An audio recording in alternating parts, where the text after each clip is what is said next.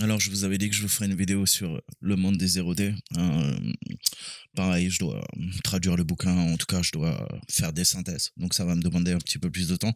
Je ne suis pas chez moi en ce moment, donc on fait avec les moyens du bord et surtout avec une très petite connexion et bande passante. Donc, je fais des vidéos de fortune, d'accord. Et voilà, je vais reprendre un petit peu essayer de vous résumer en 200 pages, comment dire, la philosophie de 2 auteurs, qui ont écrit un bouquin qui s'appelle Équipe rouge, développement et opération.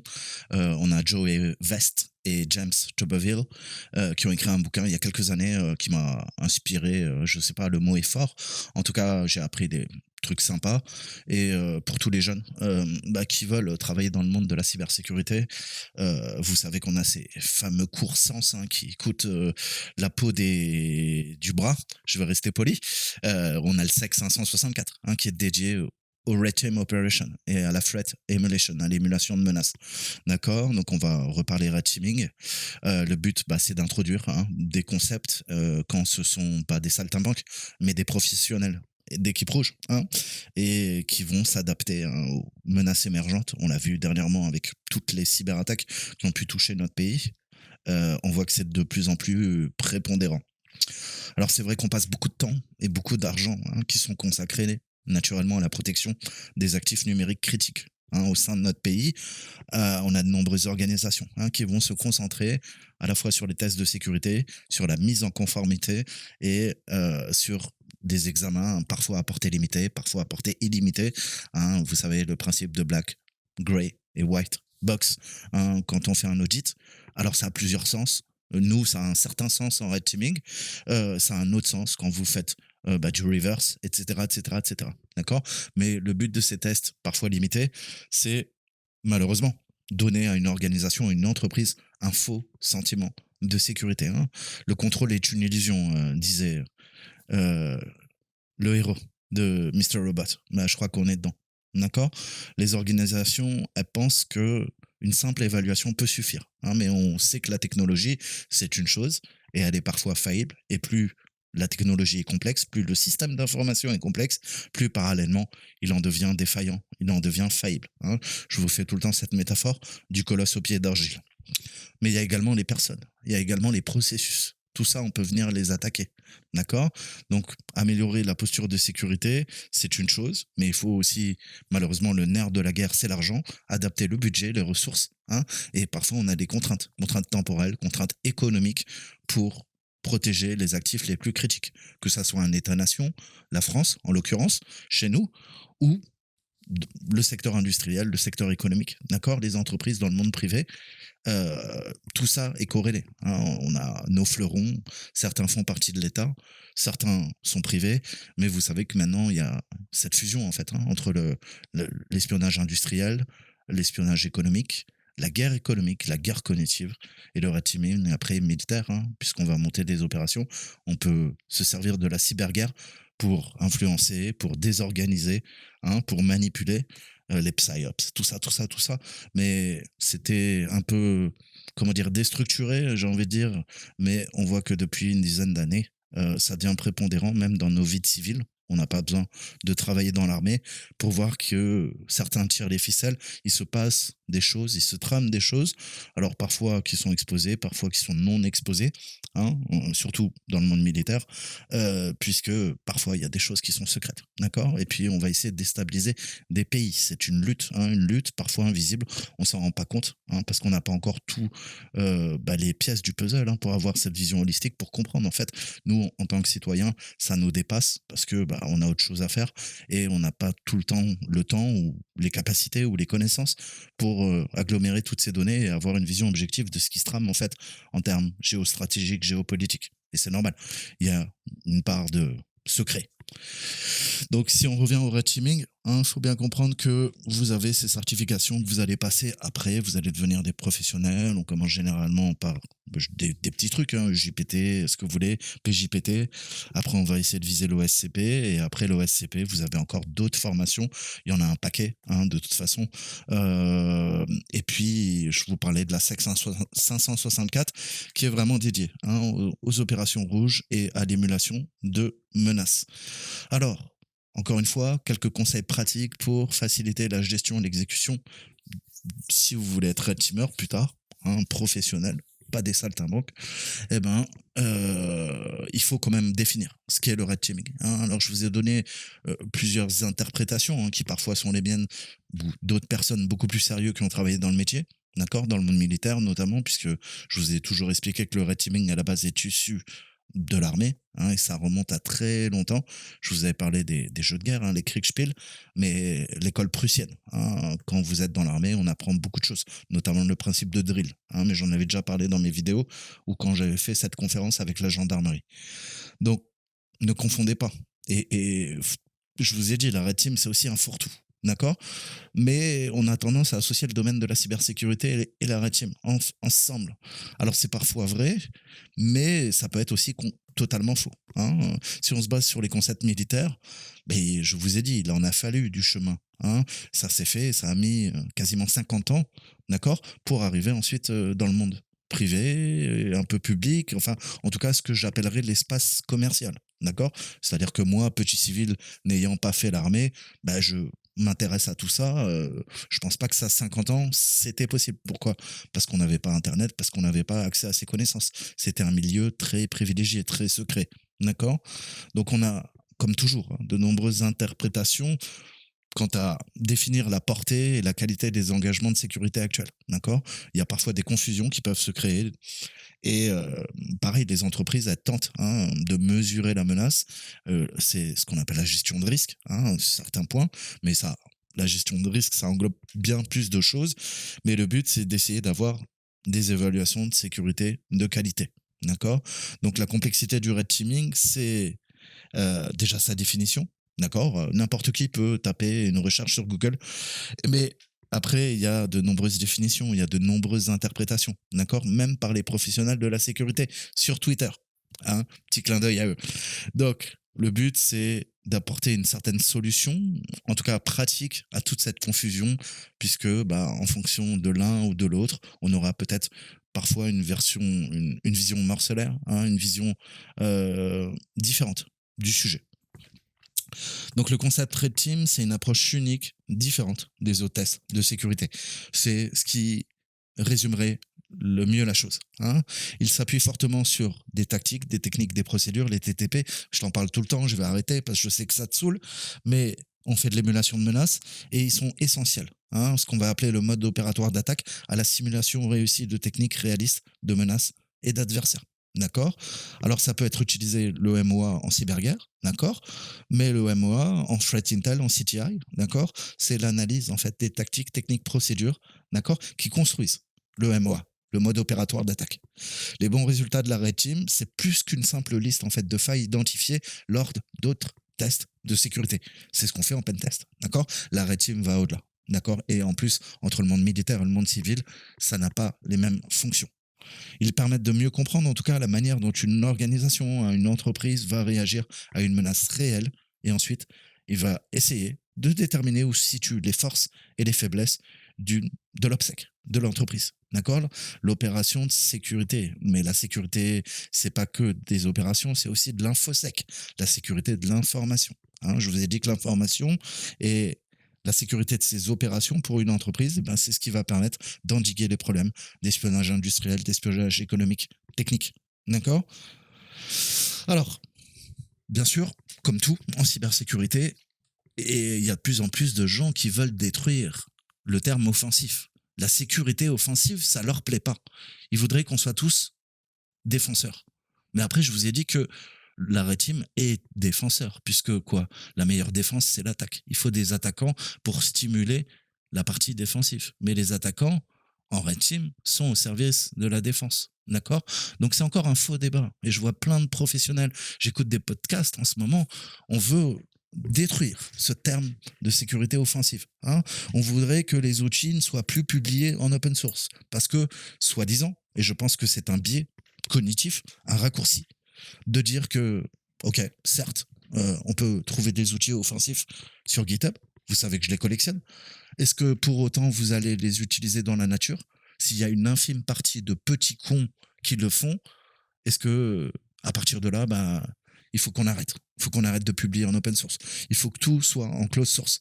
Mais là, ça remet en question en fait tous les principes euh, moraux, éthiques qu'on a dans le hacking. Dans le hacking.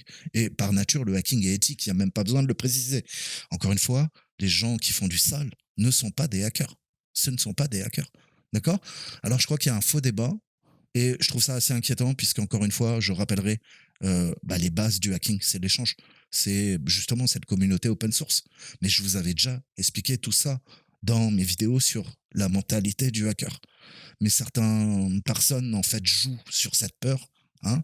On sait que ça fait vendre du matériel. Hein. Faut pas se leurrer. Hein. C'est comme les guerres. Hein. Il faut des banquiers pour financer les marchands de canons. Mais je dis que je ne ferai pas de politique. D'accord?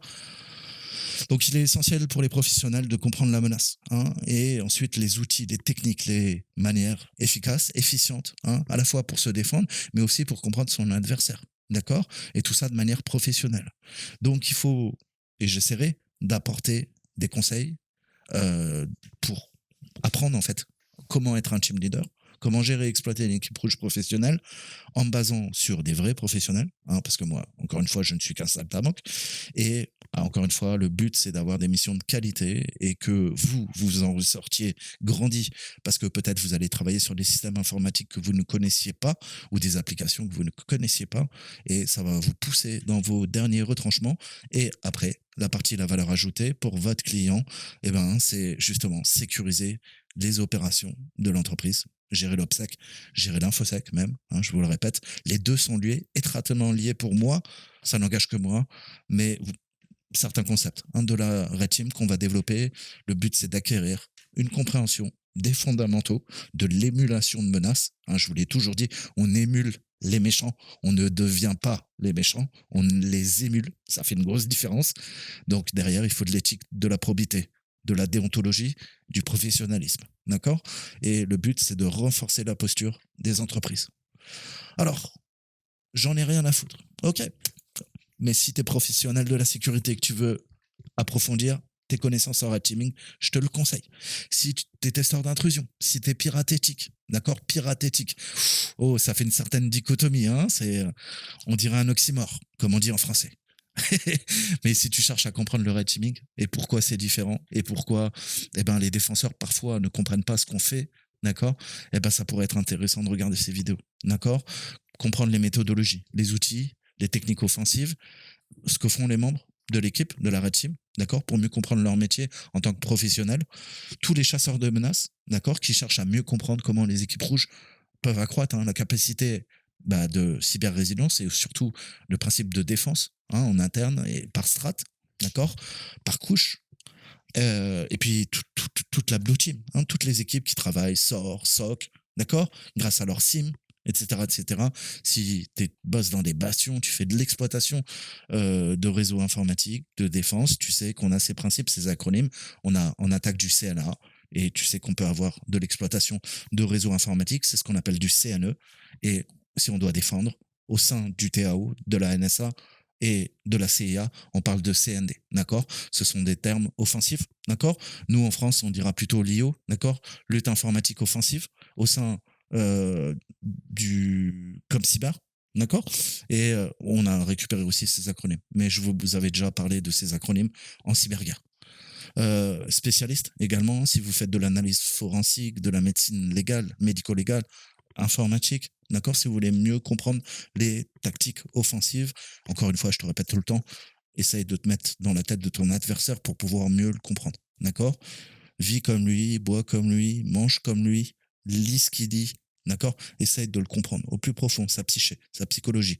Donc ça demande tout un panel de compétences, d'accord? Non seulement pour émuler la menace, mais également si tu chasseur de menaces, tu fais du CTI, tu vas analyser les menaces, décortiquer du code, faire du reverse pour mieux comprendre la menace et savoir un petit peu comment elle opère, d'accord? Le MOA.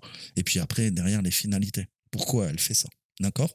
Il y a quoi? Ce sont des activistes, ce sont des terroristes, ce sont peut-être des pirates étatiques, d'accord, qui travaillent pour des services de renseignement. Encore une fois, tout ça, on ne sait pas. Et puis après, le principe de non-attribution, il y a des choses qui sont livrées, qui sont en open source, en source blanche, et après, il y a d'autres choses qui restent en source fermée, d'accord? Et là, qui vont profiter bah, à l'armée, d'accord? Au service de renseignement. Et ça va faire une nouvelle base de connaissances et on va intégrer la menace, d'accord? Pour pouvoir mieux protéger. Après, nous SI, et pas que. Alors, je pense que pour une intro, c'est déjà pas mal, hein. On va continuer, d'accord? Alors je mettrai quelques petites captures d'écran, mais comme je vous ai dit, d'habitude, je vais récupérer des banques de données, de vidéos et tout pour essayer de vous faire des petits montages, faire semblant que je suis professionnel.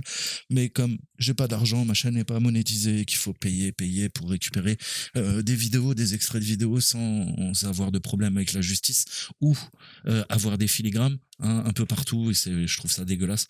Du coup, bah, ça sera plus comme une série de podcasts, hein.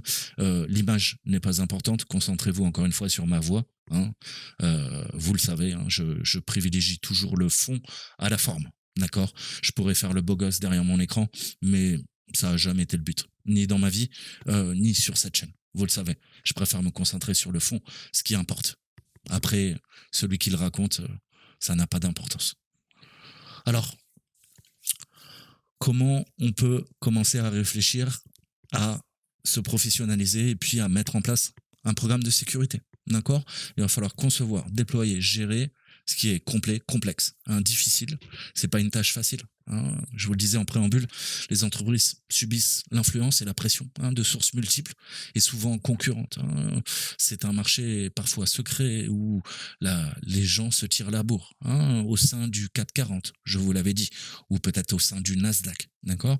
Il y a des opérations qui sont montées pour déstabiliser même ses adversaires. Il y a des anciens du renseignement qui ont travaillé dans la police ou les forces militaires qui œuvrent en secret dans cette zone grise. Je vous en ai déjà parlé. D'accord? Et t'imagines bien que c'est des contrats, c'est pas chez Pôle emploi que tu vas trouver ces offres. D'accord? Ni des offres d'emploi au ministère des Armées.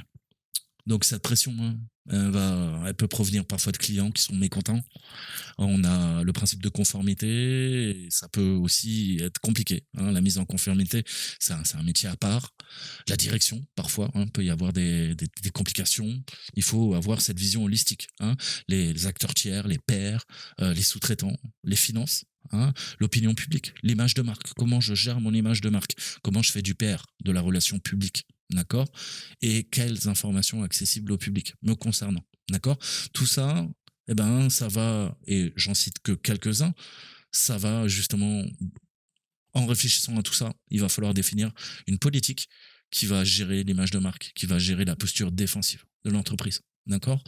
Donc vous voyez bien que toutes ces entreprises, hein, elles doivent surmonter ces pressions, c'est une mise en œuvre, mais une mise en œuvre, elle a besoin d'un programme de sécurité robuste.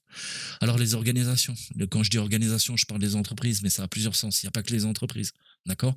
Ça peut être aussi les institutions de notre pays. Il faut bien le comprendre. Il va falloir satisfaire, hein, tout d'abord sur le papier, et il va falloir monter un programme de toutes pièces pour essayer d'endiguer, de stopper les cyberattaques malveillantes. Donc, ça passe par des contrôles d'audit, de conformité, hein, qui sont réussis ou pas, des systèmes robustes de gestion de correctifs, hein, comment ils sont déployés, l'évaluation des vulnérabilités et les tests d'intrusion, hein, qui seront effectués. Donc ça, c'est les premières étapes, en fait, vers la fourniture de moyens pour défendre un réseau, défendre une entreprise, défendre une organisation, une institution contre ces attaques, hein, si on parle du cyber. Alors malheureusement, vous savez que c'est un sujet complexe, d'accord? Et ça demande beaucoup d'argent. C'est compliqué. Et parfois, par manque de rigueur, ou manque d'argent, ou sans réelle volonté politique, c'est en train de changer. On peut pas changer les choses, d'accord? C'est un sujet très complexe, on le voit, hein, sinon on n'aurait plus aucune cyberattaque, hein, c'est le problème. On voit que les attaques se sophistiquent et on voit aussi de plus en plus certains patterns émerger, notamment les attaques de chaînes d'approvisionnement, hein, les supply chains. Je vous avais dit que c'était prépondérant en cyberguerre. Si j'étais prétentieux, je vous dirais, vous voyez, je m'étais pas trompé, mais on le voit les derniers événements, hein. Depuis Stuxnet, on voit NotPetya, on voit ces attaques de chaînes logistiques et comment ça peut provoquer le chaos. Alors c'est ça la vraie question, hein. Les organisations, est-ce qu'elles élaborent vraiment elles-mêmes des programmes de sécurité qui sont conçus pour faire face à la menace. D'accord? Un programme de sécurité, c'est de nombreux éléments, hein, et ça s'appuie, je vous parle tout le temps du multicouche, mais on a le personnel, on a les politiques, il nous faut des procédures, des outils, il nous faut de la gestion, il nous faut de la surveillance, de la réponse à l'incident, etc., etc. Hein. Un programme qui est bien construit et construit, à l'aide naturellement des membres de plusieurs divisions, fonctions, départements au sein d'une entreprise, chacun va apporter leurs réflexions et leurs exigences en termes de sécurité. Hein, c'est pour ça qu'il faut faire des tables rondes. Et les programmes de sécurité utilisent souvent cette stratégie pour garantir à la fois un programme de sécurité qui est complet et holistique, d'accord, qui va couvrir tout le périmètre, d'accord. Donc il va falloir scoper. Donc c'est ce qui manque parfois, hein, on a vu, et puis parfois aussi, comment dire? C'était Mehdi qui en parlait, tu fais une opération rouge et derrière, tu as des fils de pute, une MPA, d'accord? Qui va se servir peut-être de trous que tu as laissé toi-même dans la raquette, d'accord? Mais oublie pas que tu montes un quoi? Un tunnel, SSH. Bah, fais gaffe, hein, on peut pirater ton tunnel, hein, et toutes les informations qui passent, dans ton tuyau chiffré, bah, je peux les sniffer, d'accord? D'un bout ou de l'autre, d'accord? Donc encore une fois, mais je vous avais parlé de l'obsèque qu'on doit avoir quand on travaille dans les grandes entreprises. Le but, c'est de pas compromettre les informations, sinon vous faites le jeu des méchants, d'accord? Vous n'êtes plus, et c'est là où j'en venais, vous n'émulez plus la menace, vous devenez la menace, d'accord? Parce que par votre défaillance en termes d'infosec, d'obsèque, hein, sécurité des opérations, sécurité de l'information pour votre client, si vous êtes mandaté, et si bah, malheureusement bah, vous arrivez à compromettre un réseau, attaquer, à récupérer des informations, si ces informations sont par la suite divulguées sur Internet, mais la première personne qu'on va venir voir, c'est vous. On va vous dire, bah, regardez, vous avez monté une opération, vous étiez censé nous aider à sécuriser, et voilà, maintenant, nos informations, elles ont fuité, elles sont vendues sur le darknet, hein, sur le black web, appelez ça comme vous voulez, je déteste ces noms. Ah, tout ce qui n'est pas indexé, d'accord? On va le dire en ces termes, d'accord? Donc bien sûr, on est des bandes de nerds, on adore l'informatique, hein, mais le but c'est de, tu vois, de pas être comme les nerds qui font du blanchiment d'argent, d'accord, qui font des attaques par dictionnaire, qui font fuiter des données, d'accord. Comprendre qui est l'ennemi, d'accord, mais l'émuler certes, mais pour les gentils. On est des gentils qui aident les gentils. Il faut pas que toi tu deviennes hors la loi ou tu deviennes un méchant. Et ça c'est vraiment important, d'accord. Donc la menace est-elle incluse dans la planification de la sécurité? Une autre question qu'il faut se poser, hein. La bonne intention d'un groupe de personnes intelligentes, hein, ça suffit pas malheureusement à comprendre les menaces, hein, ou leur fonctionnement. Je vous ai dit, c'est un travail fin également de psychologie. L'objectif de l'OPSEC, c'est de prévenir, détecter, réagir et récupérer, hein, contre quoi? Bah, des actions malveillantes au sein de mon entité, d'accord. Si on essaye de m'attaquer, donc il est logique d'inclure certaines opinions, d'accord, et également, si t'es rouge, écoute ce que font les bleus, d'accord. Et puis après on a VWP, White Team, Green Team, Yellow Team, Purple Team, hein, c'est plein d'équipes, mais qui doivent communiquer. On n'est pas dans sa bulle. S'il y a des défauts de communication, eh ben malheureusement, c'est toute cette planification de la sécurité en amont qui pourrait en pâtir. C'est pour ça qu'il faut, je vous dis tout le temps, dérouler des scénarios, hein, on va jouer des jeux de rôle pour réfléchir à tout ça. Donc il nous faut cette vision holistique. Malheureusement, la conception de la sécurité exclut souvent la menace ou la perspective d'une menace, hein. Cette omission conduit souvent à l'atténuation, à l'acceptation de risques qui ne sont pas entièrement compris ou révélés lors des tests ou des audits de sécurité traditionnels. C'est pour ça qu'on fait du red teaming, hein. Le résultat donne un faux sentiment de sécurité. Une menace réelle, imaginez que la menace réelle que vous tentez d'émuler puisse tirer ces informations à son avantage, hein. Encore une fois, ok, déjà, j'arrive pas à comprendre que des petits jeunes derrière leurs ordinateurs, qui sont encore chez leurs parents, ont la puissance. De quoi? De chercher des mots dans un dictionnaire pour pirater tes systèmes et arriver à blanchir de l'argent avec des circuits de blanchiment qui deviennent de plus en plus compliqués, hein. Ils ont l'air inoffensifs. Parfois, ils le sont pas. D'accord. Mais n'oublie pas que c'est pas que des petits jeunes boutonneux. D'accord. Ce n'est qu'une petite partie de la menace. Alors, je t'ai toujours dit, la menace, c'est le jargon, hein. Je vais pas venir te tuer. Je travaille pas au SA, au service action. Ça se saurait. Donc, une menace, hein, si elle sait que tu disposes d'un programme de sécurité qui est défaillant, mais bien sûr, hein, tu seras une proie facile. Est-ce qu'au contraire, elle sait que tu disposes d'un programme de sécurité robuste et tu vas peut-être réussir à endiguer ces actions, même avant qu'elles surviennent. C'est tout le principe. Je vous parlais du CTI, du Threat Intel, où certaines personnes infiltrent des groupes, d'accord, et arrivent à récupérer de l'information, à faire une mission de renseignement opérationnel, d'accord. Donc là, encore une fois, tu vois, entre un gars du CTI et un gars du renseignement, parfois, c'est exactement la même mission, les mêmes objectifs de mission. D'accord. Les menaces, est-ce qu'elles vont effectuer des actions qui vont déclencher une alerte, d'accord, dans mon SI, d'accord. Est-ce que je sais que mon système d'information est en train d'être attaqué? Et si j'arrive pas à quoi? À avoir ces remontées d'alerte, il va falloir faire le travail nécessaire pour pouvoir les détecter. D'accord. Donc il y a tout un travail sur la forme et sur le fond. C'est très important. Donc il faut toujours se poser la question et garder cette humilité. Si tel est le cas, la menace, pourquoi elles arrivent à atteindre leurs objectifs? D'accord. Pourquoi ça a un impact négatif sur mon entreprise? Et finalement, ce qui en découle, est-ce que mon programme de sécurité, est-ce qu'il est complet? D'accord. Et c'est ça qu'on va essayer de développer et de mieux comprendre. D'accord. La menace, je vous en parle tout le temps, hein, c'est un terme générique qu'on va développer. D'accord. Si je connais la menace, je vais pouvoir développer correctement mes défenses. Alors, l'industrie de la sécurité, elle utilise ce terme. Vous savez que j'utilise souvent ce terme dès que je vous parle un peu de cyberguerre, ou que je vous lis d'autres rapports, hein, dès qu'on parle de MPA, de menaces persistantes avancées, de MOA, de mode opératoire, d'attaque. D'accord. Mais on pourrait définir la menace comme suit. C'est une déclaration d'une intention ou d'une détermination d'infliger une punition, une blessure, en représailles ou sous réserve d'une action ou d'une ligne de conduite, hein, menacer une indication ou par un avertissement de problème probable envers une personne ou une chose, hein, qui crée cette menace. D'accord. On a la norme ISO 27001, d'accord, qui définit la menace comme une cause potentielle d'un incident pouvant entraîner des dommages au système et à l'entreprise, à une organisation.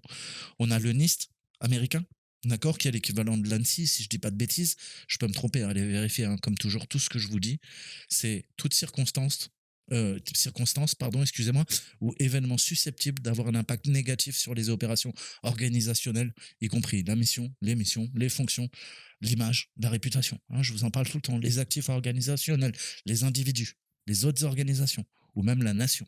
Si on parle d'un État-nation, via un système d'information grâce à des accès non autorisés. Hein.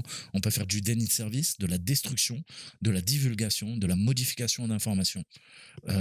Donc tout ça, c'est ce qui regroupe, hein, on va dire les attaques informatiques sur un système d'information.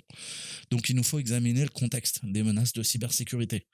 Une menace, c'est un événement susceptible d'avoir un impact négatif sur une organisation. Hein. Les équipes d'opération de sécurité, comment vont-elles se défendre contre cette menace? Hein, c'est un événement négatif. Donc, quand on inclut le terme acteur de menace, hein, vous comprenez, menace, acteur de menace, eh ben c'est une personne, un groupe de personnes qui est à l'origine d'une attaque. Et en fonction de ses tactiques, techniques, procédures, quand elle va faire une MPA, APT, Advanced Persistent Threat, menace persistante avancée en bon français, on va définir son MOA, son mode opératoire d'attaque. D'accord. Grâce au TTP, je définis le MOA. D'accord. Quand il fait une APT, une MPA. Donc, maintenant qu'on a défini ça, il faut comprendre en fait qu'une stratégie défensive solide, c'est justement se défendre contre cet acteur qui est souvent déterminé, très souvent intelligent. Hein, ne sous-estimez jamais votre adversaire. On en revient à Shunzu, qui va causer des dommages à une organisation. Et pas seulement, d'accord. On va parler de potentialité, hein, un événement potentiel et potentiellement destructeur, hein, pour l'image de marque ou pour la santé, hein, économique, industrielle. Donc les gens qui sont derrière ces cyberattaques, bah, encore une fois, il faut les profiler. Il faut comprendre quelles sont leurs motivations, d'où ils viennent, quels sont leurs objectifs. D'accord. La défense, elle examine les tactiques, techniques et procédures des acteurs intelligents de menace. D'accord. Et c'est ça qui va permettre de comprendre la véritable menace. Les défenseurs, ils doivent tout faire pour mettre en œuvre des défenses de sécurité robustes, je vous le disais, qui ont un impact direct en fait sur la capacité d'un acteur à faire ses actions nuisibles. D'accord. Et là, on peut rentrer aussi dans des guerres de connexion, des guerres informationnelles, des psyops, d'accord, MISO, MILDEC, d'accord, si on est dans le monde militaire. Et justement, hein, le but, c'est de leurrer l'adversaire, d'accord, sur ses prises de décision. D'accord? Si j'arrive à rentrer dans sa tête, je peux mieux le comprendre. Et si je le comprends mieux, à terme, je pourrais peut-être prédire, avec beaucoup de réussite ou pas, ce qu'il va faire. D'accord? Et tout ça, c'est un travail très compliqué. D'accord? C'est plein de disciplines qui viennent s'agréger et qui nous permettent de mettre en place cette défense en profondeur. Donc vous avez bien compris qu'au fil du temps, il a fallu faire évoluer les opérations de sécurité, hein, cet état d'esprit, d'accord? Est-ce que je suis vulnérable? Est-ce que je suis non vulnérable? D'accord? Sortir de ce paradigme du tout le monde il est gentil, tout le monde il est beau, c'est le monde des bisounours, d'accord? Pour retravailler hein, sur une approche qui est axée à la fois sur les actions qui sont liées aux menaces et qui vont améliorer la capacité d'un État-nation, d'une organisation à se prémunir, à prévenir également, hein, à détecter et à répondre aux menaces réelles. D'accord? Donc, le but, c'est de se plonger dans ces tactiques, techniques, procédures, le drill, TTP, hein, qui va permettre d'analyser le MOA et la compréhension ensuite de la sécurité à travers les yeux de la menace. D'accord? Si je connais tes techniques, je sais quels outils tu utilises, d'accord? Je vais pouvoir me protéger. D'accord? Je sais que la prochaine fois, il y a une forte chance que tu utilises cette technique ou pas. Hein, parce qu'après, on a des menaces émergentes où on voit que l'acteur est extrêmement brillant, intelligent, sophistiqué. Encore une fois, hein, traitez toujours avec respect votre ennemi. Ça vous évitera des biais hein, de compréhension, d'analyse, puisque à partir du moment où vous partez en conquérant, vous pensez que votre adversaire, hein, c'est un con, et vous êtes bien plus intelligent que lui, bah, je vous l'ai toujours dit, hein, c'est là que vous allez vous faire baiser. Les organisations, d'accord, hein, qui utilisent des actions de menace, l'émulation de menaces pour piloter et on a des TPP en offensif, on a également des tactiques, techniques, procédures en défensif, naturellement, c'est le jeu, d'accord? On a cette dichotomie, bleu, rouge, attaque, défense, c'est diamétralement opposé. Donc le but, c'est de rendre la vie très difficile aux acteurs de menace et de se protéger, vous l'avez compris, contre des attaques de type 0D, jour zéro, ou d'autres attaques inconnues. Ensuite, il faut se poser la question pourquoi on a encore plein de cyberattaques de plus en plus et pourquoi elles arrivent à réussir. Hein, pourquoi l'acteur de menace arrive à réussir. Alors encore une fois, il va falloir retravailler, réfléchir, avoir recours à l'audit de la conformité, aux évaluations de vulnérabilité, aux tests d'intrusion. Hein. C'est ce qui va nous permettre d'évaluer et de mesurer le risque de cyberattaque. D'accord? Et le but, bah, c'est d'analyser et de pondérer ce risque. Et aussi s'intéresser aux menaces émergentes. Hein, émergentes à court terme, à moyen terme et à long terme. Parce que après, surtout je pense dans le monde militaire, mais moi je suis pas militaire, mais je pense qu'il y a mm, on a intérêt aussi hein, à réfléchir à plus 30 ans, plus 40 ans, plus 50 ans, plus 60 ans. D'accord. Même si le travail de prospective, encore une fois, hein, c'est pour ça qu'on a recruté, je crois, l'armée française. Je vous ai dit, ils ont fait des scénarios Red Team, ils ont fait appel à des auteurs de science-fiction. D'accord. Mais bah oui, mais peut-être c'est eux qui sont le mieux placés pour réfléchir le monde de demain et quelles pourraient être les menaces émergentes. Alors, un acteur de menace, il pense, il agit, comme vous. D'accord. Euh, Encore une fois, ne sous-estimez pas l'adversaire. Hein, c'est parce que c'est pas parce que lui est du mauvais côté de la barrière, hein, parce que bah, parfois il va utiliser des techniques très simples, très compliquées, d'accord. Parfois de l'ingénierie sociale, d'accord. Parfois il y a rien. Hein, il n'y a même pas d'exploitation de vulnérabilité, il n'y a pas de logiciel malveillant, il n'y a pas d'attaque de phishing. Hein. Donc encore une fois, tout va dépendre des tactiques, techniques, procédures. Mais vous savez on peut faire de l'arnaque au président. Hein. Et avec un téléphone, bah, je vais te demander d'aller virer de l'argent sur mon compte aux îles Caïmans. D'accord.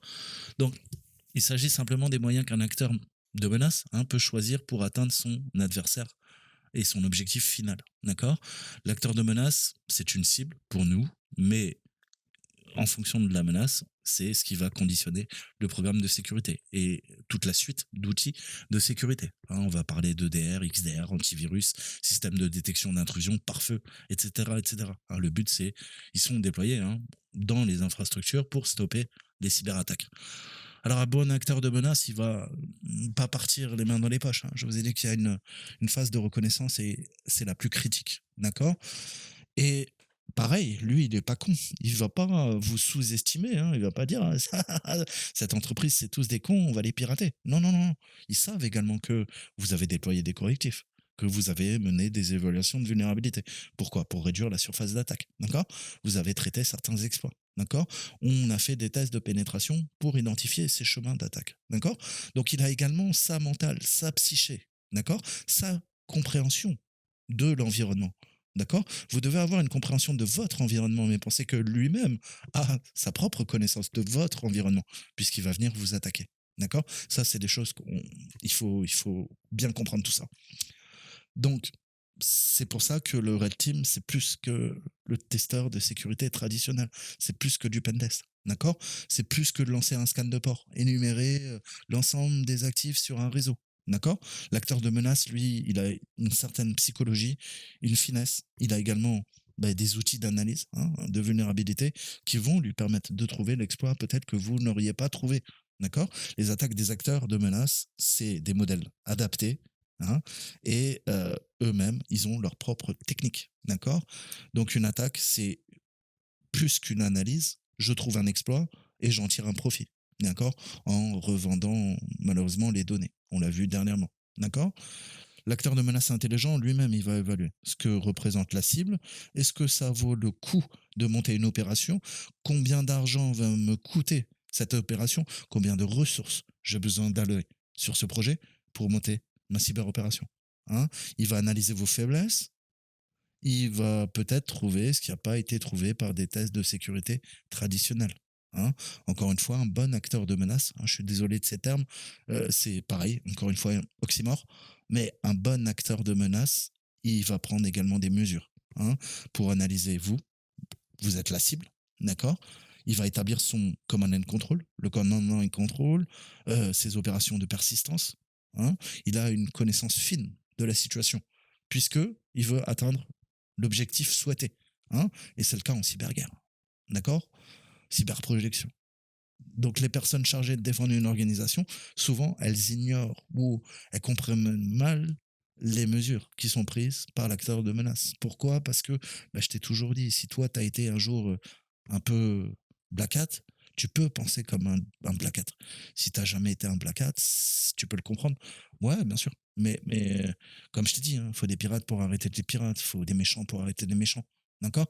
Il faut des brigands pour arrêter des brigands, il faut des voleurs pour arrêter les voleurs. C'est comme ça. Bon, si tu veux émuler la menace, toi aussi, il faudra peut-être parfois. Et c'est souvent le cas. Quoi, les gens qui font ça. Alors, nous en France, c'est un peu différent, mais aux États-Unis, ils ont pas, ils s'en foutent. Ils recrutent, les agences recrutent des gars qui ont fait de la prison, qui ont eu des histoires au cul. Et, si vous avez piraté des banques et vous avez eu affaire au FBI, peut-être vous allez vous retrouver dans des grosses entreprises du Nasdaq, en Californie ou sur la côte Est. Ne croyez pas. C'est un monde où les gentils, les méchants, parfois fusionnent, ça devient cette zone grise. D'accord? C'est plus compliqué que le monde des bisounours. Toi, t'es gentil, donc tu travailles avec les gentils, t'as accès aux infrastructures des gentils, toi, t'es méchant, donc t'es du mauvais côté de la barrière, donc tu travailleras jamais en cybersécurité. C'est un peu con. Je trouve que les Américains sont bien plus intelligents que nous sur ce point, si je puis me permettre. Mais ce n'est, encore une fois, que mon analyse, mon interprétation. Ok. Donc le problème, c'est aussi, on passe par la journalisation, vous le savez. Mais la journalisation, malheureusement, pour ceux qui doivent mettre en place le principe de journalisation sur des infrastructures qui sont complexes, c'est l'enfer. C'est l'enfer. Et puis, il n'est pas rare d'entendre quoi? Un gars du SOC, un sysadmin qui va vous dire, mais moi, putain, j'ai un volume de tickets à traiter, ne serait-ce que moi, mon petit niveau helpdesk, où on a trop de journaux, trop d'alertes, d'accord? Je peux pas répondre, j'ai pas le temps d'analyser, il va falloir recruter, d'accord? Donc encore une fois, des contraintes de temps, des contraintes d'argent et des contraintes aussi en termes de personnel. Il va falloir recruter et ça coûte de plus en plus cher. D'accord? Mais ça te permet de te protéger de cyberattaques qui vont te coûter de plus en plus cher et qui peut-être vont te coûter ta vie pour une entreprise. Si tu fais faillite, si tu coules, si tu te fais péter en bourse, imaginons que on arrive à ternir ton image de marque, que les investisseurs n'aient plus confiance, tu peux perdre beaucoup d'argent qui va te coûter peut-être ton existence en tant qu'entreprise, organisation. D'accord? Donc, conformité, qu'est-ce qu'on n'enregistre pas lors de la journalisation, qu'est-ce qu'on protège, quels sont les cœurs de réseau hein, qu'il va falloir protéger, et encore une fois, comment on peut m'attaquer frontalement, mais pense après à tout, je t'en parlais en préambule, à toutes ces attaques de chaînes logistiques, d'accord? Avec qui je traite, quels sont mes sous-traitants, et quel sous-traitant est le moins protégé, parce qu'il y a de fortes chances que malheureusement, c'est par lui que va venir la cyberattaque. D'accord? Ça, je te l'avais déjà expliqué. D'accord? Donc, encore une fois, c'est extrêmement complexe de gérer une entreprise, de la mener à bien, qu'elle soit efficace, qu'elle se développe hein, dans cette société capitaliste. J'ai dit que je ne ferais pas de politique, mais c'est également compliqué de la défendre. Hein. Il faut bien comprendre. Et les gens qui savent manager, qui savent diriger une entreprise, bah, tu sais, tu leur parles de cybersécurité, des fois, bah, c'est pas leur faute, c'est pas leur métier, c'est pas leur domaine. D'accord? Donc, bah, il faut aider les entreprises avec des gens donc ici le métier à définir. Donc tout ça en amont, avoir cette vision holistique, définir la menace et après comprendre les actions. D'accord? Les tactiques, techniques, procédures de la MOA et puis après, nous aussi, les tactiques, les techniques et les procédures qu'on va mettre en place pour se défendre. Alors, on joue des scénarios. Hein, je te dis, on fait des jeux de guerre. Hein. Donc, Red Team, commandement et contrôle, C2, code malveillant, pièce jointe.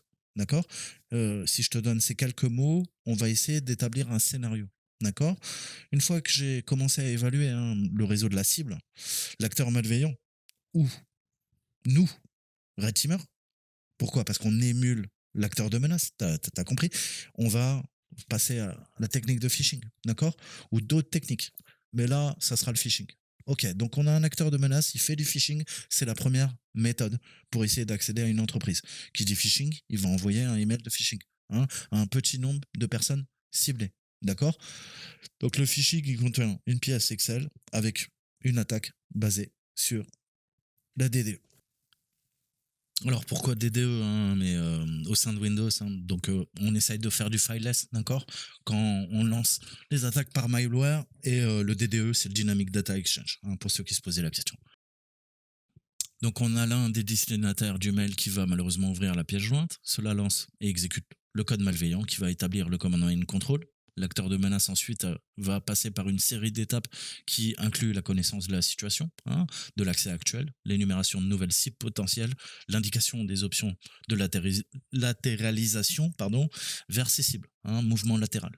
Dans ce cas, la menace trouve les informations d'identification de la base de données en texte clair sur une ancienne sauvegarde d'application web de test, d'accord, qui était sur un partage public. Ah merde, pas de chance. L'application web n'a aucune signification directe ni aucune donnée critique. On voit ce principe de latéralisation, je passe de l'application web, j'accède à une base de données qui ne m'intéresse pas. Pourquoi? Parce que bah, c'est un serveur de test. Ok, on est dans du sandbox. Ok, m'en fous. Qu'est-ce que je fais? Bah, c'est pas grave. Grâce à cette base de données, aucune donnée sensible, mais ça fait partie d'une certaine zone serveur réseau. Mais je vais pouvoir exécuter du code sur la base de données. Ça va me faire une privesc, donner un accès élevé. D'accord? Encore une fois, cycle de connaissance de notre situation. Hein, je vous parle tout le temps du situational awareness. C'est ça. Hein, la conscience de la situation, de mon environnement. En fonction de ça, découlent mes tactiques, techniques, procédures.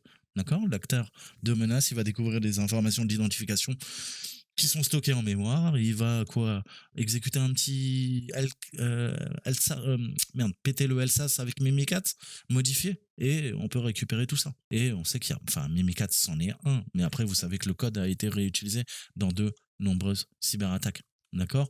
Donc l'acteur de menace, il quoi? Bah, il extrait les informations d'identification, les hash, il va les craquer, ou pass the hash, over the pass, quoi, golden ticket, silver ticket, skeleton key, tout ça, d'accord. Et il va essayer de communiquer avec un contrôleur de domaine, d'accord.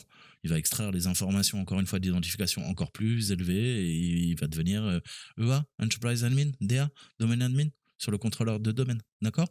Ou petite attaque desync hein, sur le contrôleur, ça peut le faire. On va se synchroniser. T'inquiète pas, ça va bien se passer. Donc vous connaissez toutes ces attaques. Hein, encore une fois, c'est des attaques qu'on apprend en offensif, hein, ni plus ni moins, et après qu'on va apprendre à perfectionner en red teaming. D'accord. Donc l'acteur, il a également un cycle de connaissances de cette situation d'énumération. Parfois, il est résident, d'accord? Il va analyser les informations des systèmes qu'il est en train de pirater pour mieux comprendre en interne le fonctionnement de l'entreprise. Est-ce que ces informations d'identification nouvellement obtenues auprès du contrôleur de domaine sont pertinentes pour quoi? Continuer à latéraliser sur le réseau et continuer ma cyberattaque. D'accord? La cible, elle est identifiée, localisée, d'accord? On a parfois des référentiels, on a des fichiers sensibles, on a de la communication mail. Tout ça, ça va être utilisé par l'acteur de menace qui va se positionner, se repositionner et utiliser tous les moyens à disposition, c'est-à-dire ses connaissances, mais également les accès, les informations obtenues sur le terrain. D'accord? Et ça va peut-être reconditionner, redéterminer son objectif initial. Mais là, peut-être l'objectif final, il va évoluer. Encore une fois, en cyberguerre, on peut faire beaucoup de choses. Est-ce qu'on va rester résident invisible? D'accord? Est-ce qu'on va commencer à faire du déni de service? D'accord? On peut perturber les communications, perturber la prise de décision, d'accord? Ou le bon fonctionnement. De quoi? D'un réseau? D'une entreprise? D'une infrastructure? Ah ouais, ça commence à être compliqué. Ou on va exfiltrer les données sensibles du réseau. Alors, des questions qu'il faut se poser. Encore une fois, qu'est-ce que fait mon organisation? Quelle est sa posture défensive? Est-ce que pour toi, ce scénario, ça te semble raisonnable? D'accord? Pour moi, ça me semble raisonnable. On voit ce type d'attaque tout le temps, tout le temps, tout le temps. D'accord?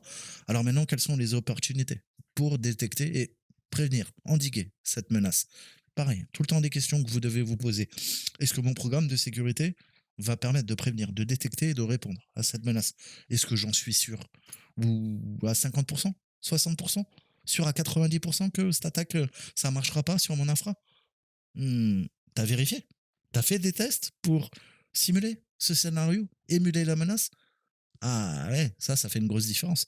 Et si c'est le cas, comment vous avez procédé? Quelle technique vous avez utilisée? D'accord? Quelle remontée d'alerte? Quel système vous utilisez? D'accord? Tout ça, encore une fois, vous voyez que on passe d'idée en idée, mais c'est justement pour avoir cette vision globale, holistique.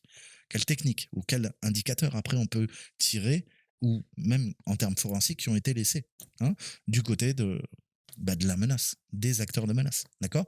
Est-ce qu'on a vu des artefacts, on a trouvé des artefacts, d'accord? Et qui m'ont permis de définir le MOA. C'est tout le temps facile. Hein. Le problème, c'est pas ma posture en cybersécurité défensive.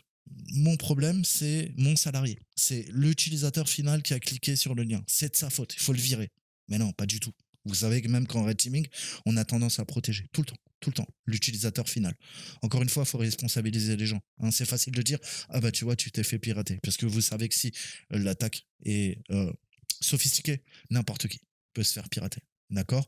Si vous êtes à un moment où vous êtes fragile psychologiquement, parce que les derniers mois ont été éprouvants, d'accord? Vous avez vécu des choses personnelles, relationnelles, d'accord? Eh ben, vous serez pas en phase, vous serez pas alerte, d'accord? Et peut-être c'est vous qui va cliquer sur ce lien, d'accord? Ça arrive à tout le monde. Et c'est facile de se moquer, de critiquer. Honnêtement, c'est pas ça qui nous intéresse. Encore une fois, gardez tout le temps cette humilité pour aller à l'essentiel. Chose qui compte. Et aucunement, on va soit se moquer d'une cyberattaque, soit, comment dire, encore une fois, blâmer une organisation, une entreprise ou l'utilisateur final. C'est pas ça qui nous intéresse. Quand vous faites du DFIR, vous voulez quoi? Et comprendre, analyser la cyberattaque. D'accord? Bien sûr, on va essayer de déterminer comment, quel a été le vecteur d'attaque. Là, en l'occurrence, c'est l'utilisateur final derrière son ordinateur qui a cliqué sur la pièce jointe. D'accord? Mais voilà. À partir de là, on va rebondir, on va pivoter d'information en information. D'accord?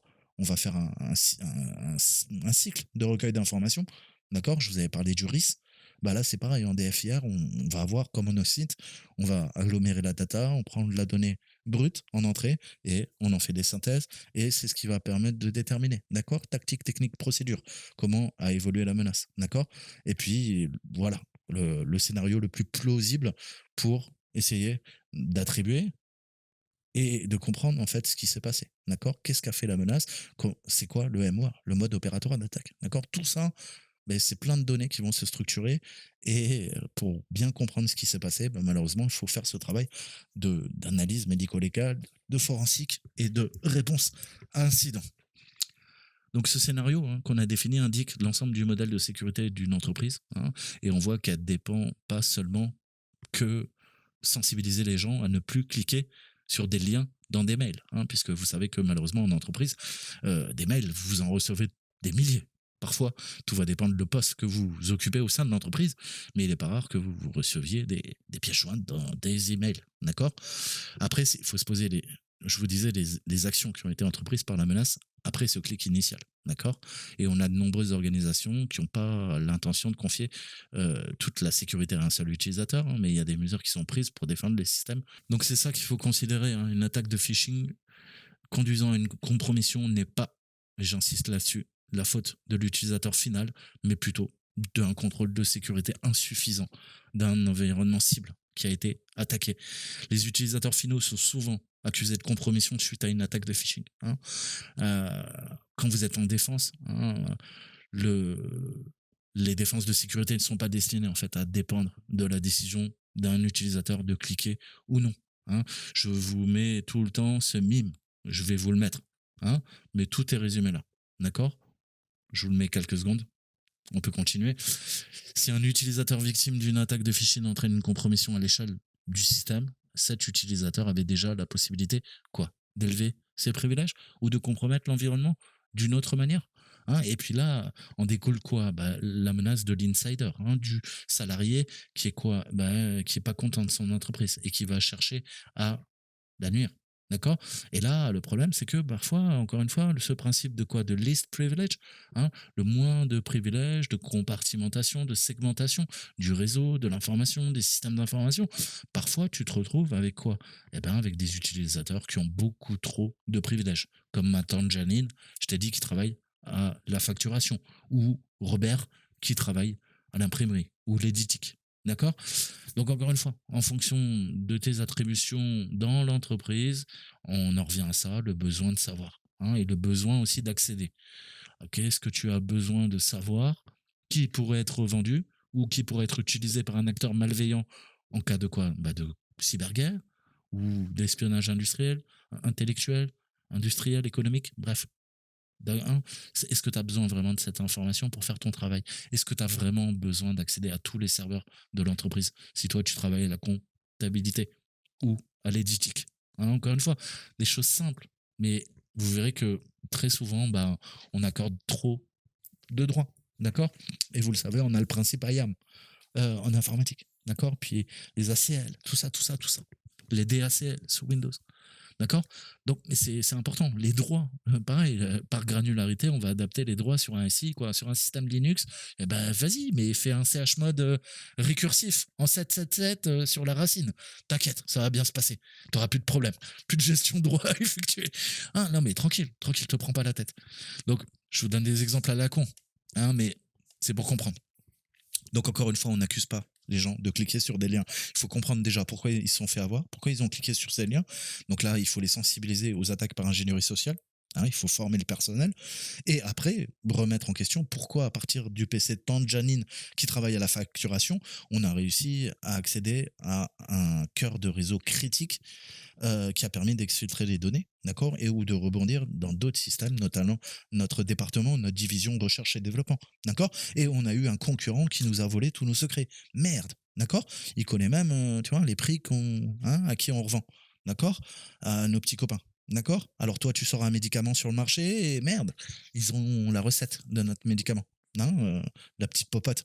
Ou je sais combien tu revends tel médicament. Hein, et vous avez bien compris que pour une entreprise, notamment qui travaille hein, dans le secteur pharmaceutique, mais on arrive à récupérer, à piller ces données, mais bien sûr, on va les revendre peut-être aux concurrents, hein, et c'est pour ça qu'il y a des guerres intestines, même entre concurrents, hein. Mais je vous ai dit, c'est un monde de requins, hein, on ne vit pas dans le monde des bisounours. Et parfois, ils font appel à des hackers, hein. Voilà. Ouais, encore une fois, hein, allez voir la petite fille aux allumettes, comment ça s'appelle? Millennium, hein. Mais allez voir le film, comment dire, danois, finlandais ou suédois, je sais plus. Allez pas voir cette merde américaine, d'accord? Et surtout, lisez les bouquins. Lisez les bouquins, ils sont juste excellents, d'accord? Et c'est ce qu'a fait, hein. Elle travaille sous couverture, pourquoi? Pour un cabinet d'audit, de conseil. C'est un black hat. Enfin, un black hat, non, c'est une grey hat, d'accord? Elle travaille pour quoi? Bah, pour récupérer de l'information, pour des journalistes, d'accord? Elle va pirater des gens pour essayer de comprendre ce qui se passe, hein, plus haut échelon, notamment bah, comment dire, du gouvernement, d'accord? Elle va récupérer des données pour les revendre. Elle va espionner pour le compte de l'un, pour l'autre, d'accord? Ça, c'est la série des Millennium et je trouve que c'est ces hackers-là, on n'en parle jamais, ils existent. C'est pour ça que je vous dis, mettre des gens dans les cases, black hat, white hat, grey hat, ouais, bien sûr, c'est bien, mais après, la complexité humaine est tout autre, d'accord? Il y a des gens, c'est pas des méchants, mais ils se comportent comme des méchants et ils sont payés par des gens, tu vois, par des grosses entreprises. Et je vous ai dit que les attaques entre pirates, ça existe, hein, au sein du 440, d'accord? Pour défoncer son adversaire et gagner des parts de marché. Tu vois, on vit pas dans un monde de bisounours, d'accord? Mais c'est pas des black hats qui travaillent quoi, pour des États-nations, d'accord? Qui sont dans d'autres pays, loin de chez nous. Il n'y a pas que des chercheurs en cybersécurité. Il n'y a pas que des script kiddie comme moi. D'accord? C'est compliqué, hein? Donc c'est pour ça qu'il faut analyser la menace, d'accord? Et parfois, bah, la menace, ça sera juste un hacker qui a été payé, qui travaille dans la zone grise, cette fameuse zone grise, et voilà, qui va aller défoncer un concurrent pour une boîte, d'accord? Pour récupérer des parts de marché, pour récupérer de la donnée technique, et voilà, et ça se monnaie très cher. D'accord? Et c'est pas que revendre des données sur le darknet, c'est revendre les données aux concurrents surtout. D'accord? Donc cet espionnage, il existe, cet espionnage économique, industriel, technique. Hein, et c'est pas que les Chinois, les Russes, nos amis coréens, d'accord? Pour ne citer que, bien sûr. Donc il faut mettre en place des politiques, des procédures, des mesures de conformité, hein, euh, votre programme de sécurité, comme je vous le disais, il va falloir y réfléchir, le structurer, et il doit naturellement se conformer à des normes. Donc on a plein de normes, c'est pour ça qu'on parle de mise en conformité, et c'est la base, hein, un peu, c'est le bâton et la carotte, hein, ça permet de motiver, mais c'est qu'une petite couche. Hein, puisque je vous ai dit qu'on fonctionne en strat, c'est bien de faire de la mise en conformité, mais c'est pas ça qui va t'apporter une cyber résilience. Alors, enregistrer tout, sniffer tout, j'ai envie de dire. Hein, plus sérieusement, on a besoin d'enregistrer une énorme quantité de données, hein, qui sont brutes, donc qui sont non exploitables. Donc, heureusement, hein, on fait de plus en plus appel à même des solutions de deep learning, machine learning, d'intelligence artificielle. Hein, mais j'aime pas ce terme, mais ça peut aider. Hein. La journalisation, ça peut être dû à des exigences de conformité, on en parlait, des recommandations de fournisseurs, parfois un manque de compréhension, hein, aussi des sources de données, ou un état d'esprit qui est pas mauvais, mais qui peut être compliqué. Mieux vaut prévenir que guérir. Alors je journalise tout, j'enregistre tout, mais il va falloir des silos. Ces silos, il va falloir les maintenir, il va falloir les sécuriser, d'accord? Et après, ton SIEM, il arrive à ingurgiter toutes ces données, d'accord? Est-ce qu'il arrive à raffiner l'information? Est-ce que ça va pas apporter une surcharge de travail? Pourquoi? Pour tes serveurs, tes ordinateurs, il va y avoir des goulets d'étranglement, et surtout, tu vas pousser au suicide, burn-out, quoi, tes analyses de sécurité. Il y a trop de données, trop de charges de travail. Je peux pas gérer.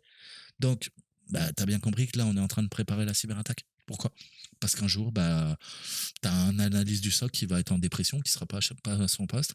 Tu vas avoir tellement de données que, bah voilà, ça va être noyé dans la donnée. Ok? Ah bah merde, tu vois, ce jour-là, il y avait une cyberattaque. Merde, ce jour-là, il y avait peut-être un acte terroriste qui allait. Ah bah je l'ai pas vu. Ah merde. Mais si tu dois protéger le pays, hein, que tu travailles dans le renseignement, ou toi, tu es analyste SOC, tu travailles dans une entreprise, c'est pareil, tu vois. Peut-être, bah, il y a un jour, tu avais l'information, elle n'est pas passée, elle n'a pas été analysée, et du coup, on aurait pu prévenir, mais on a préféré guérir, d'accord?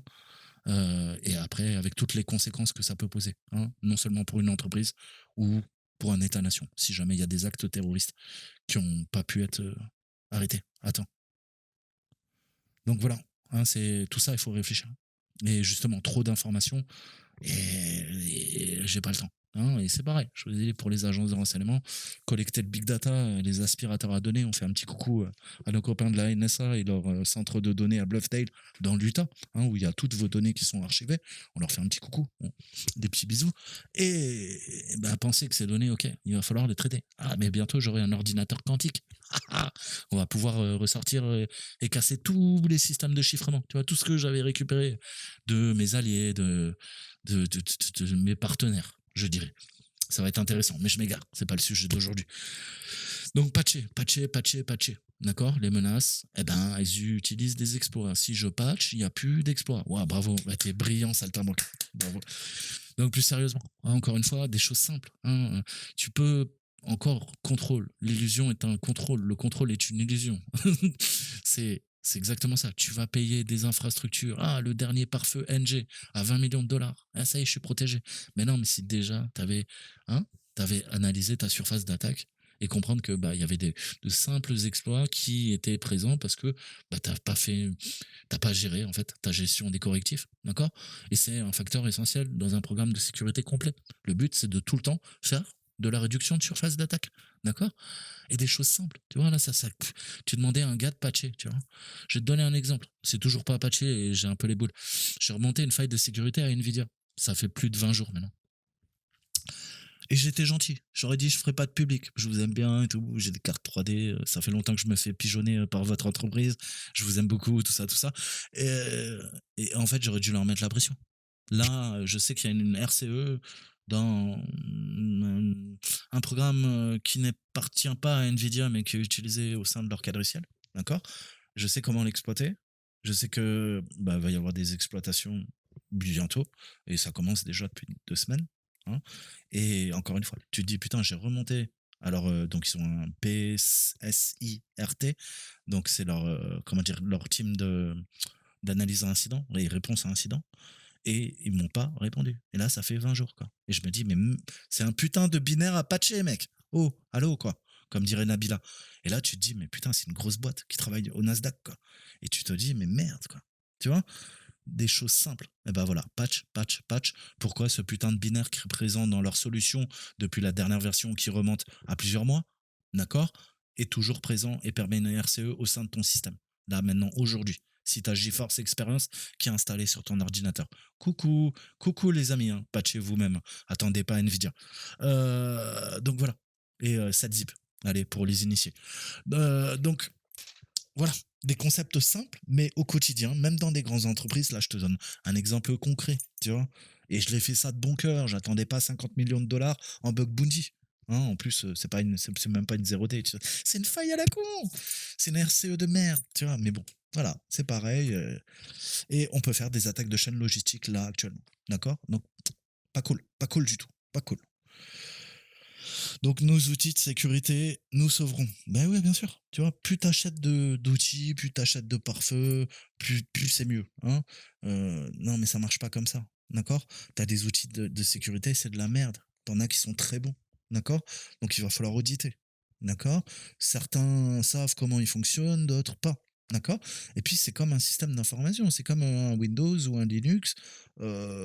Par défaut, il n'est pas plus sécurisé que ça. Hein. Il va falloir faire du hardening. D'accord. Il va falloir créer des règles. Ah merde. Mais moi je comprends pas. Le fabricant de pare-feu, il m'avait dit que c'était une solution clé en main. Tu mets ça dans ton centre de données, ça a été protégé à 100% des attaques. Et moi je l'ai cru, hein, parce que je me suis fait embobiner par des commerciaux. Hein, qui font très bien leur travail. Ah bah non, merde, il va falloir se faire des règles et tout, il va falloir gérer notre pare-feu. Je croyais qu'il y avait de l'intelligence artificielle qui réglait les règles pour nous. Ah ouais, non, c'est plus compliqué. Hein. Ah ouais.